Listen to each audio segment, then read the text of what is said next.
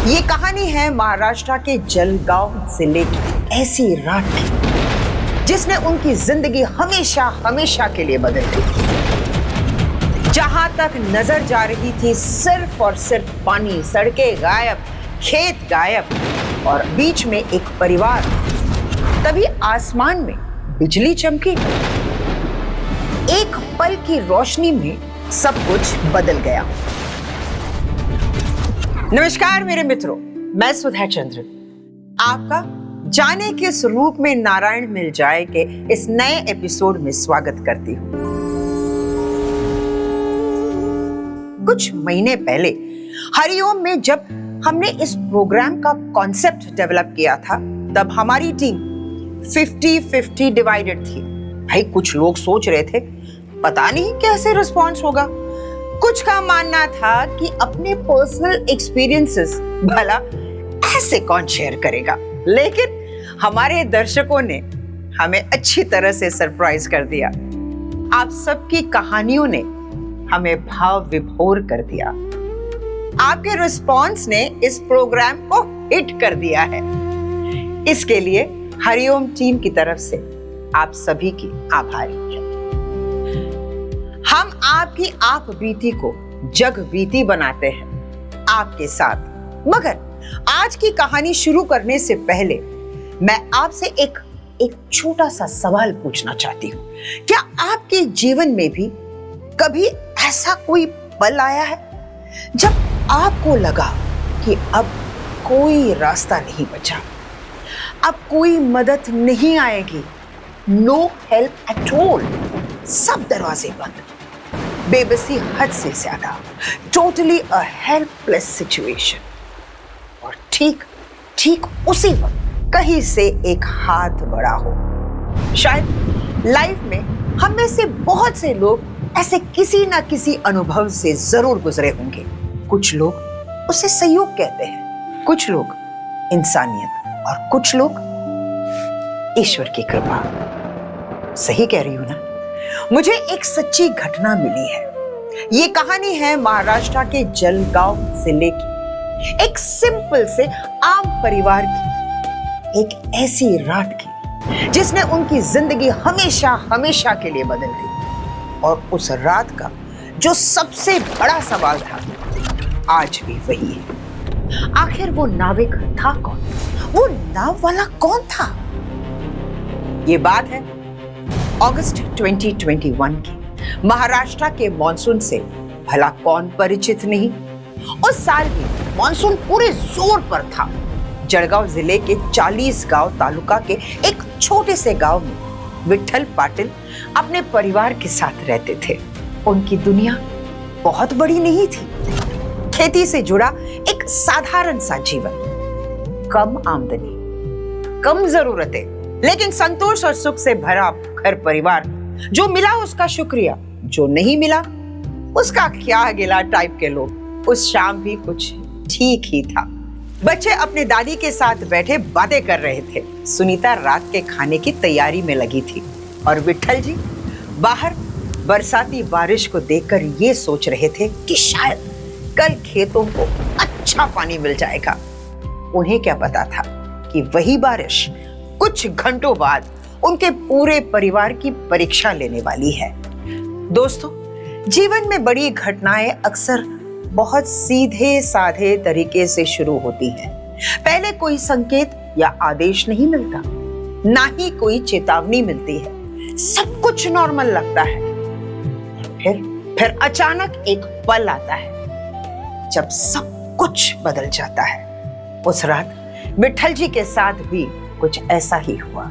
रात के करीब 8 बजे सुनीता की नजर आंगन की तरफ गई। वहां पानी जमा होना शुरू हो गया था। उन्होंने सोचा बारिश ज्यादा है इसलिए पानी भर गया होगा।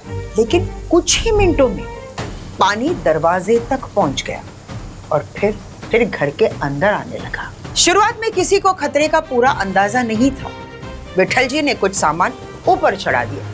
सुनीता जरूरी चीजें समेटने लगी। बच्चों को एक जगह बिठा दिया गया। सबको लग रहा था कि बस थोड़ी देर में पानी उतर जाएगा। लेकिन लेकिन पानी उतरने के बजाय लगातार ऊपर चढ़ता गया और धीरे धीरे घर का फर्श पानी में डूब गया, फिर घुटने तक, फिर उससे भी ऊपर चढ़ गया। टेंशन बढ़ने लगा। धीरे धीरे चिंता ने पूरे परिवार को घेर लिया था। विट्ठल जी बता रहे थे कि उन्होंने कई लोगों को फोन लगाने की बहुत कोशिश की, लेकिन नेटवर्क पानी में गायब होती जमीन की तरह गायब हो चुका था। किसी से कोई कांटेक्ट हो ही नहीं पा रहा था। बाहर बारिश और अंदर बढ़ता हुआ पानी, बीच में एक परिवार जो समझ ही नहीं पा रहा था कि आगे क्या होगा। तभी अचानक बिजली भी सबको ठेंगा सा दिखाकर चली गई। अब पूरे इलाके में अंधेरा था। मोबाइल की टॉर्च और आसमान में चमकती बिजली ही सहारा थी। जब बिजली चमकती, विट्ठल जी बाहर देखते और हर बार उन्हें यह लगता था कि पानी पहले से थोड़ा और ऊपर आ चुका है।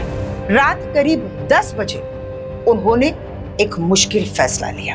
अब घर के अंदर रुकना खतरे से खाली नहीं है, उन्हें छत पर जाना ही होगा।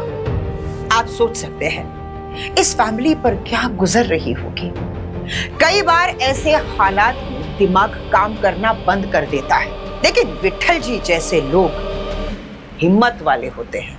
दोस्तों, साहस का मतलब होता है डर के बावजूद भी सही फैसला लेना।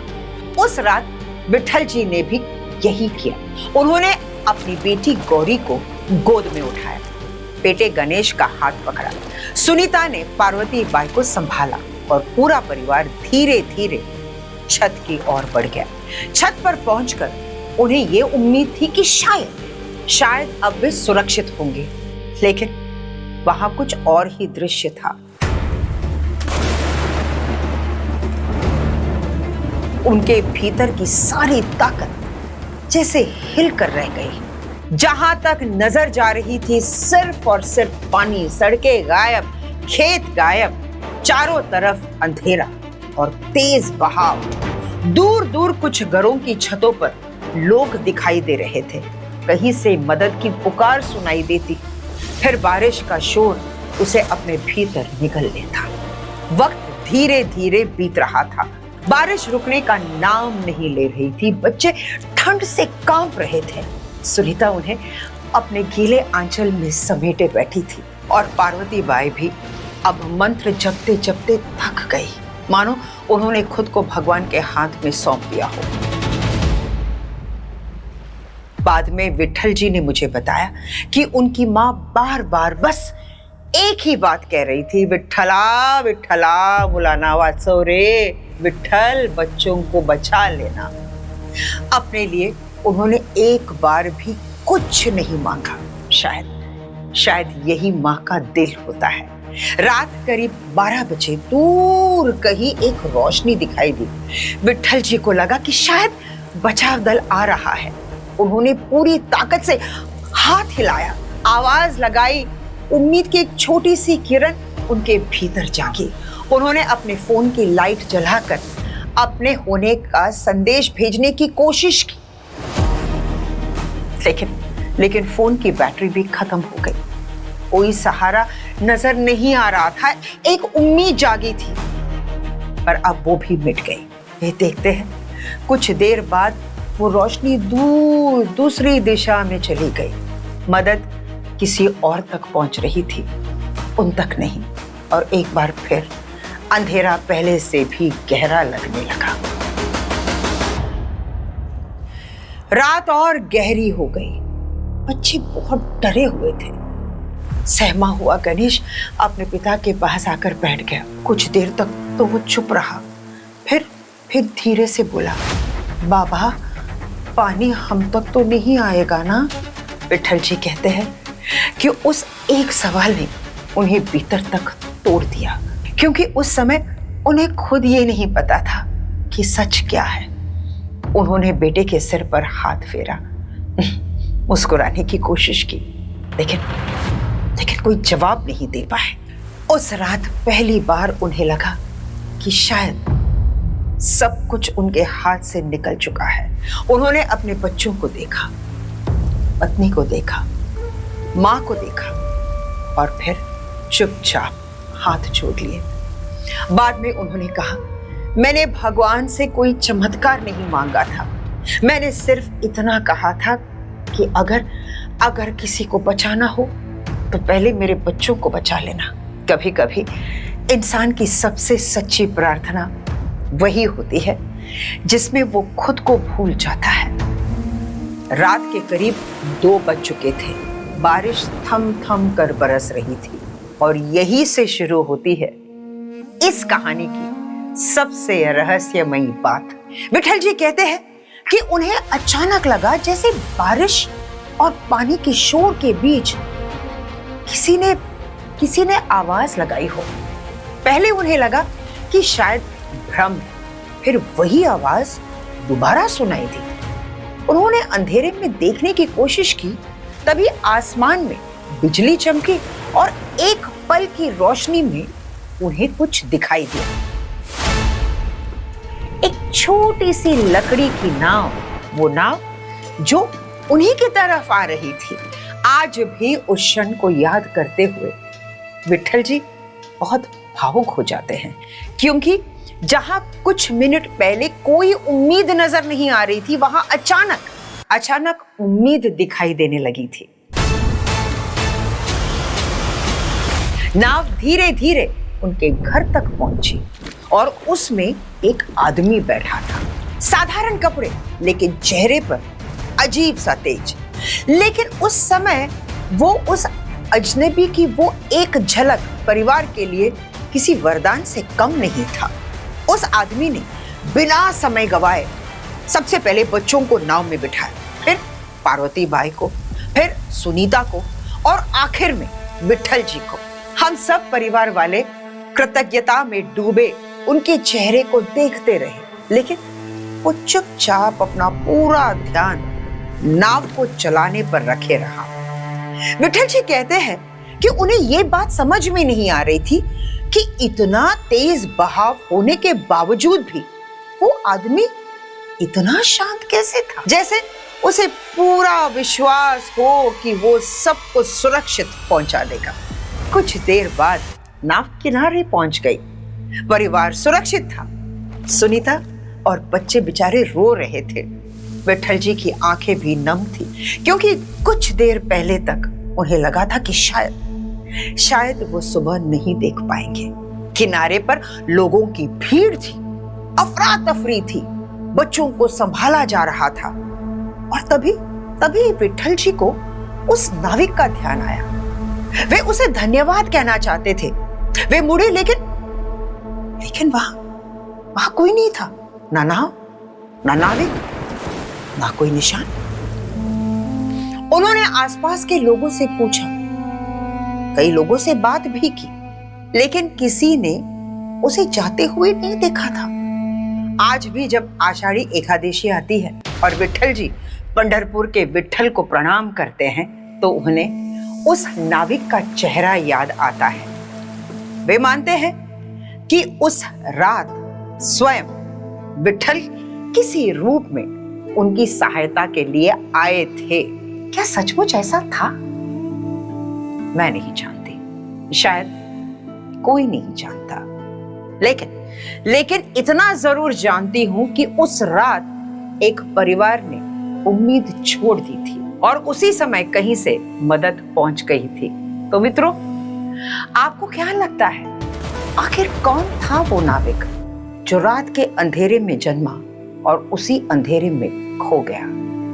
ना कोई निशान, ना कोई पता, ना कोई नाम। मित्रों, ऐसे कई पल अनायास ही हमारे मुंह से बस एक ही बात निकलवाते हैं, न जाने किस रूप में नारायण मिल जाते हैं। किसी के लिए एक चमत्कार, किसी के लिए भाग्य और किसी के लिए अच्छे कर्मों का फल। कहते हैं ना, जाकी रही भावना जैसी, प्रभु मूरत देखी तिन तैसी।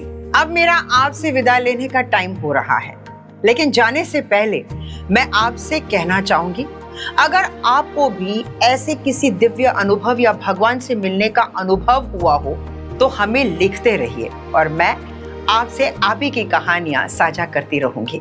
तब तक के लिए मुझे आज्ञा दीजिए। अगली बार फिर मिलने के वादे के साथ मैं सुधा चंद्रन आपसे विदा लेती हूँ। हरि ओम।